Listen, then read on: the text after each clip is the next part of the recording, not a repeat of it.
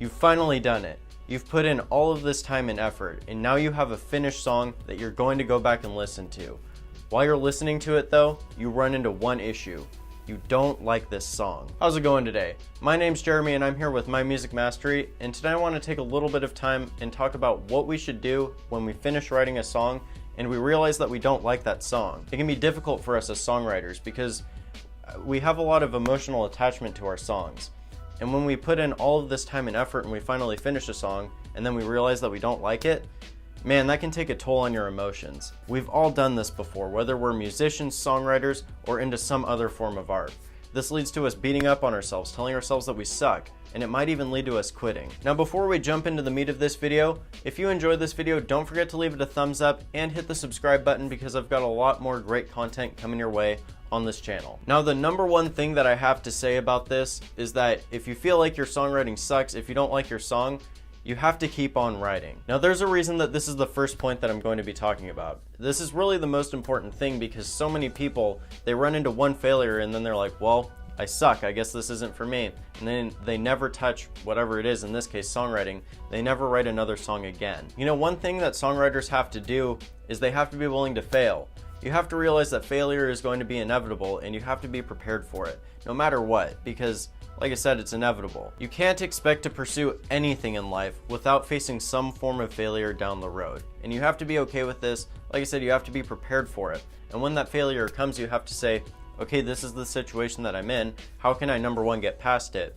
And then how can I, number two, push past it and keep growing after this failure? Failure is really in the eye of the beholder. And what I simply mean by this is that the only time that you really fail is if you say that you fail. And in my honest opinion, one of the most clear signs of failure is when you give up because of some challenge that came in your way. You weren't able to overcome an obstacle. So just make sure that when those obstacles arise, understand that they're going to pass. You have to continue writing if you truly love doing it. You know, don't force yourself to do it if it's true. You'll know that it's not truly your thing if you don't enjoy doing it. If you don't genuinely enjoy, like if hours don't pass by when you're doing it. That's when you know that it's not your thing. So just make sure that you don't let these obstacles get in your way. Go past them, continue writing, and continue improving your songwriting skills. Now I can remember when I first started writing my own music, and really I didn't write anything to completion. I would start writing and then somewhere along the way I would freeze up. I would tell myself, this doesn't sound good. No one's gonna wanna listen to this. I don't even wanna listen to this. And then I would just stop midway through the process. And I continued this honestly for probably 6 months to a year before I finally had a song that was completely finished. Because I allowed these obstacles to get in my way, I didn't have anything to show for my songwriting. I didn't have anything there that I could show people and be like, yes, I wrote this. I completely created this song on my own. Now it was all part of the process of where I am right now, but because of that, I didn't have anything to show for my songwriting for 6 months to a year. Really, this held me back later on down the road. So I don't want you to fall in this same trap. You have to continue writing even when obstacles come up later on down the road. Now moving on, the next thing that you can do if you don't like the music that you're writing is listen to other music for inspiration. One of the most important things is to learn from those who came before you. Now some of us aren't fortunate enough to be taking lessons from other songwriters or other musicians, and so one thing that we can do is we can listen to music that's already out there and we can learn from it. The great thing about the internet, which you obviously have if you're watching this video, is that we have access to guitar tabs, for example. So if you want to learn guitar and you want to learn how like David Gilmour wrote his guitar solos, you can go on to ultimateguitar.com and just search, you know, whether it be Time or Comfortably Numb or some, you know, another Pink Floyd song. You can type that in and you'll pull up the guitar tab and then you can learn that song 100% free. This is really the best way to improve yourself as a songwriter and as a musician as well, because there's so much free music out there that you can listen to. There's so many things on YouTube, there's so many lessons, there's so many guitar tabs.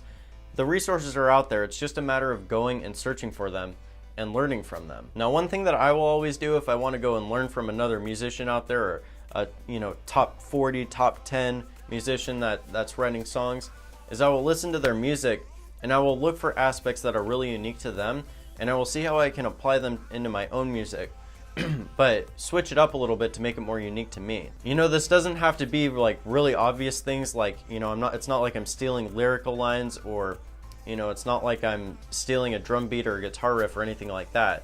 But you'll notice little nuances in their music, like whether they be time signature changes or, you know, tempo changes or something like that, something that's a bit obscure, something that you can apply in your own way into your own music. That's how I do that. And I did a video just recently about getting fresh ideas, and that would be another good video to watch if you're having troubles with not liking the music that you're writing. I'll go ahead and link it up in the corner right up here for you. So just to recap on this point, go ahead and listen to some of your favorite musicians out there, and I would also recommend listening to musicians that you really don't even know. Just go on a YouTube adventure or a Spotify adventure, listen to a bunch of music that you don't know. Thing number 2 that I would recommend doing is learn those songs. Whether it be just the chords of the song on an acoustic guitar, or if you're learning the actual guitar riffs, or learning the drum parts, or whatever you want to learn. By learning those songs on different instruments, you're actually seeing how they applied the things in those songs and how you can incorporate those things into your own music as well. Now, the next thing that I would recommend that you do, if you don't like your songwriting, is to collaborate with other musicians and songwriters. Now, this is something that I'm starting to experiment a little bit, and really it's changed my perspective on songwriting.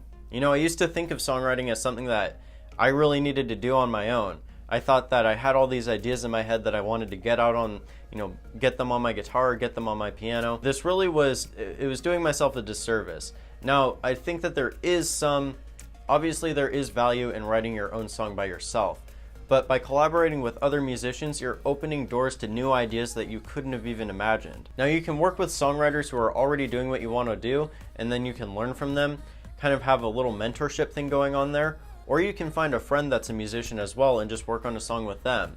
Then you do have two people who may not necessarily have a ton of experience, but you both have ideas and you're both musicians, so you're able to run ideas off of each other. You're able to throw your own inspiration, your own little bits of DNA, song DNA into your music. This can create some really cool results as well. You know, one thing that I did recently with the song that I'm working on with a friend of mine is we wanted to record a song because he was moving to Hawaii, and we hadn't had a chance to record an entire song together yet.